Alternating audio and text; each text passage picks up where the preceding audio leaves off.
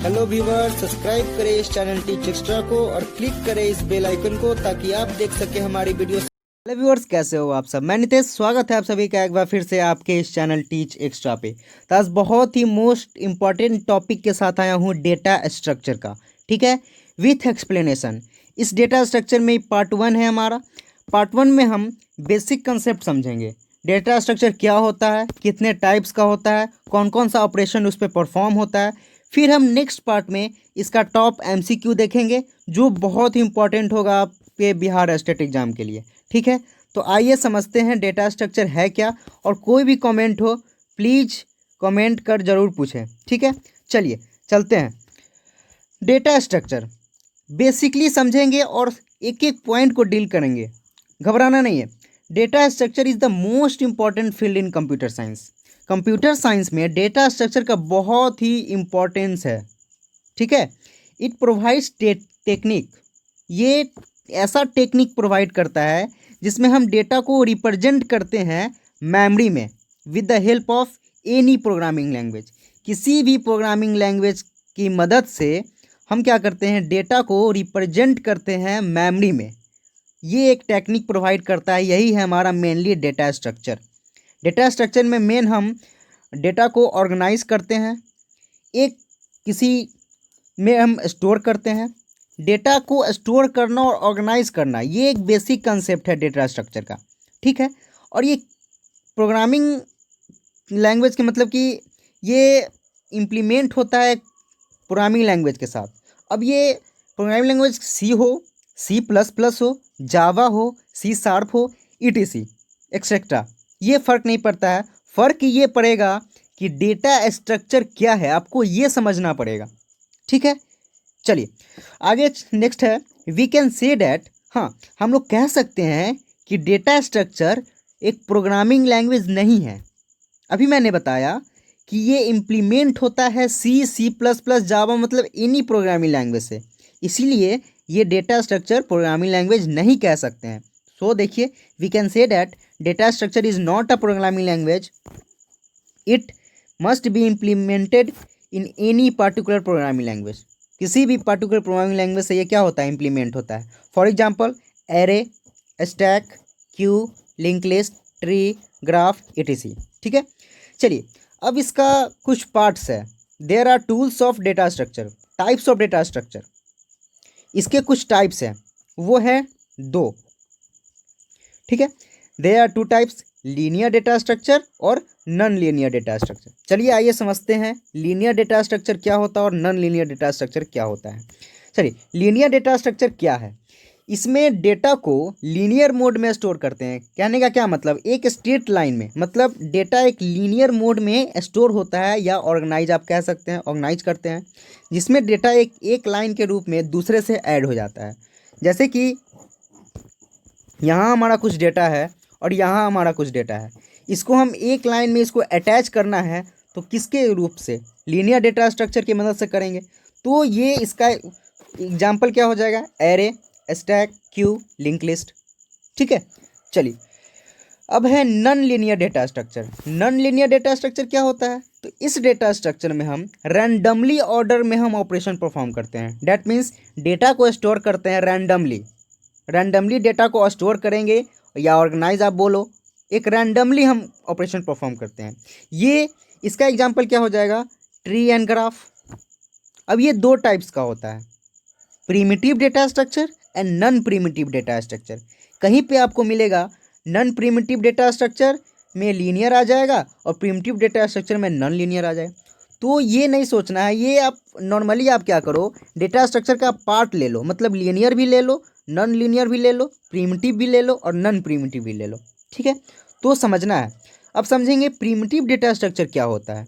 अभी आप लोग को कोई प्रॉब्लम हो तो प्लीज़ कमेंट जरूर करें। चलिए, प्रिमिटिव डेटा स्ट्रक्चर क्या है, इसमें कंप्यूटर द्वारा दिए गए इंस्ट्रक्शन, ठीक है, से हम डायरेक्ट ऑपरेट कर सकते हैं। मतलब प्रिमिटिव डेटा स्ट्रक्चर में हम डायरेक्ट ऑपरेट करने का मतलब क्या, कि कहीं भी हमारा डेटा स्टोर है तो उसको प्रिमिटिव डेटा स्ट्रक्चर की मदद से, प्रिमिटिव डेटा स्ट्रक्चर ये बोलता है कि कंप्यूटर में आपका जहाँ भी डेटा है हम आपको वो क्या डायरेक्ट ऑपरेट कर सकते हैं, मतलब डायरेक्ट एक्सेस कर सकते हैं।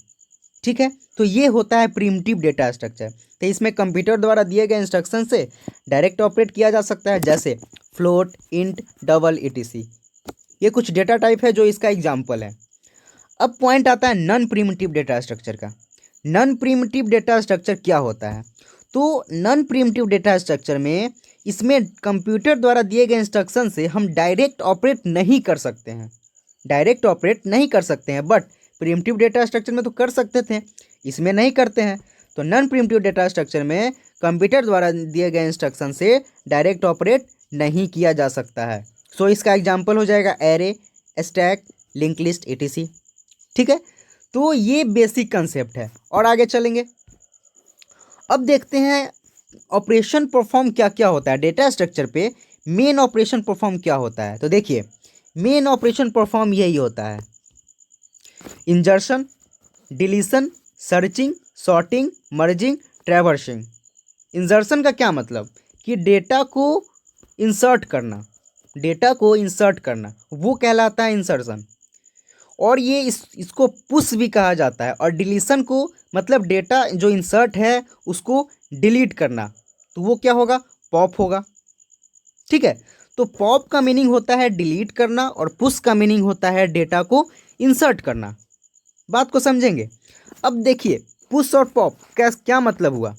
जैसे देखिए, ये हमारा कुछ स्टैक है, ये फर्स्ट, सेकेंड, थर्ड डेटा हम 10, 20, 30 हमें स्टोर कर दिए स्टैक में। अब हम मान लीजिए हम 10 को स्टोर किए हैं, इसको डिलीट करना चाहते हैं, तो ये पॉप फंक्शन से होगा। और जो 10 स्टोर किए हैं ये किसकी मदद से हुआ है? पुश ऑपरेशन की मदद से हुआ है।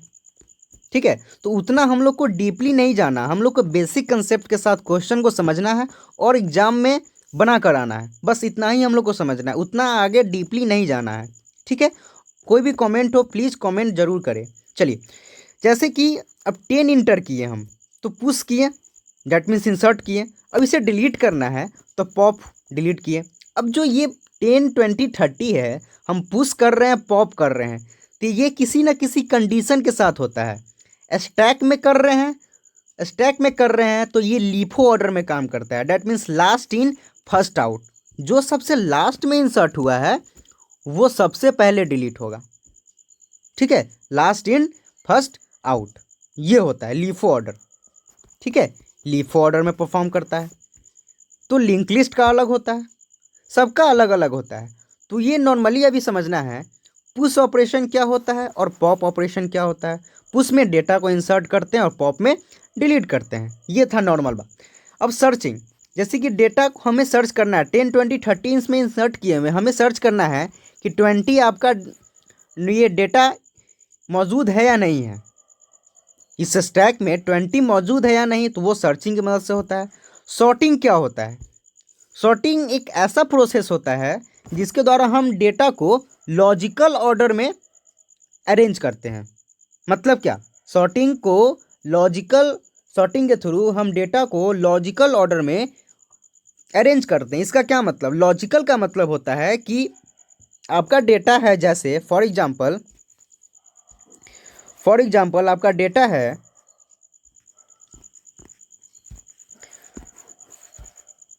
हाँ, डेटा है 10, 20, 30 और 90।